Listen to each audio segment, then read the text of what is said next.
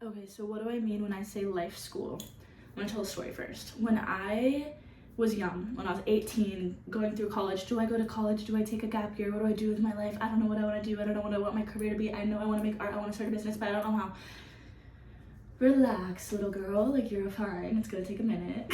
I feel like that era of your life is just so stressful for everybody because you have older people that are putting pressure on you, but also at the same time being like, you'll figure it out. You're not supposed to know yet. You're young. And I'm like, yeah, I know I'm young, but I still want to know what's going on because if I know what I want, I can get what I want. If I don't know what I want, how am I supposed to know what I'm supposed to do?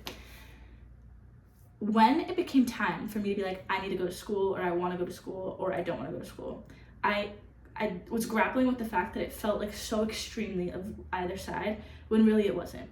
It was life presented to me, and you learn from life no matter where you are. It doesn't matter if you're in school, it doesn't matter if you are traveling, it doesn't matter if you have a job, an internship, if you're doing an apprenticeship, or if you are working a trade, if you are an artist. No matter what you're doing in life, whether you're not working at all, you're just navigating your relationships and going outside and like exploring your hobbies, you're learning. And what I realized after I did go to school and I went to college and I got a job and I worked internships and I traveled and took a gap year and worked in the service industry and did random things, all of those nodes of different experiences, diversified experiences in different realms of life, aggregate data. And with that data, you learn about yourself, you learn about your patterns, you learn what you like, you learn what your skills are, what are things I'm really strong in, where are my weaknesses, what do I like learning about, what do I like articulating, how do I speak, how do I show up? And all of these things come through experiences that you collect all throughout your life and not just in school. And something about like when people ask me like, oh, should I take a gap year or not? For me, gap years were not a moment for me to find myself. I didn't find myself on a gap year. I collected data from other sources that were outside of the college world, right? Because you can learn a lot in school, but there is kind of a college bubble that exists where like you're in the university system and you're learning university things and you're going to classes and you pick a major and you have community there that are all, you're around types of people doing the same type of academic study or work. And when you're out in the world working, you're still learning. It's just a different, more expansive in some ways realm of data. You're learning from more diversified experiences than just the school experience. But when you're in the school experience, you're still learning from those diversified experiences outside of the school experience. And my point with the life school perspective, and I think I'll make a video that explains it better and more clearly in the future, but right now I'm still just like practicing talking to camera and being a good communicator. Like, as soon as I started realizing like, I'm learning things from all of these aspects of my life and not just school, that's when I started channeling my interest in a direction.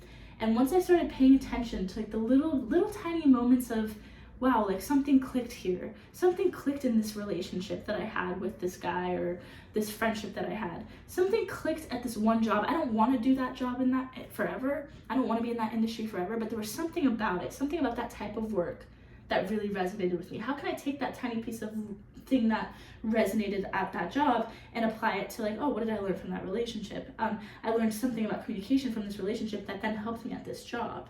Oh, and I went traveling to this country and I saw the way that the market worked there and how, you know, the culture was different than it was where I'm from back home. And that allowed me to kind of get intel. I'm like, oh, I could apply that to this industry with this job. And I don't really like how that industry applies the work-life balance, but I did like it with this job, and how do I apply it there? And I'm not explaining it super well, and it's not genius, it's not like, it's very obvious. It's just something that we tend to forget. It's in front of us all the time, like you learn from all of life, duh, no shit. But when you're deciding your major, or when you're deciding a career path, or you're building a business, or deciding what to do with your life, this big intimidating question about purpose that stresses everybody out, me included, it's important to use all of your nodes of information and not just the one in college. Like, oh, I did this major, I have to get this job. I was good at this class in high school, so I must get this major. Once you start learning how to use all the tools available and all the data available to make better informed decisions, you're able to kind of be open-minded to the fact that there are opportunities. I had to give you a visual of the rainbow, the whole ass world. that you can't even fathom yet because you're young still and you haven't experienced it yet.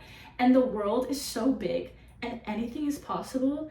And as detailed as you can get about the things that are interesting to you, and through following your natural curiosity with those things and taking agency over your experience and being like, hey, I have control over this, I can generate an outcome for myself, and I can follow my natural curiosity while doing so, you build a perspective around education that is lifelong. You're learning for your whole life, and you're learning from all aspects of your life. And how do I apply those things to build my dream career, to build a career that's resonant with me, to build a career that is financially supportive, to build a career that feels intuitive and natural and like something I enjoy and something I'm passionate about and something that resonates with the skills that I already have and the skills I want to develop over time. All of those things and all of that type of growth, that self-growth that happens as you explore school, career, entrepreneurship, and art, it's all connected. And that's why, like, I don't know, I'm still really young and I'm still navigating my career and building my career myself. I struggle sometimes when people say, oh, you have to be passionate about your job, because I don't necessarily think that's true. But is your job expansive for you?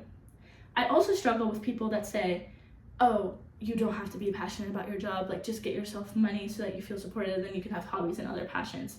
Yes, but that's kind of creating a distinction where your work life is like actively separated from your personal life. I think the goal for me, at least personally, is how do you integrate all of those elements?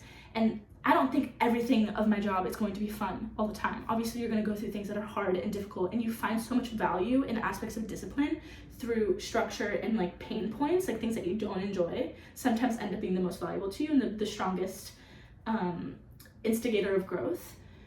But these extreme like differentiators, like you're going to separate things and separate aspects of your life in a way that feels kind of, you know, divisive, doesn't resonate with me. And I think like whatever perspective does resonate with you and whatever perspective like helps you feel supported in the way that you live your life is the perspective that you should go along with, and you should build for yourself over time through reflecting on your past experiences. And I'm kind of explaining this like so wordy and unclear, but I just really think that I have gotten a lot of value through integrating my interests, integrating my hobbies, recognizing my skill sets, and building businesses and creative projects that feel like a part of me. Like they genuinely resonate with my skill set and genuinely resonate with the perspective and worldview that I have.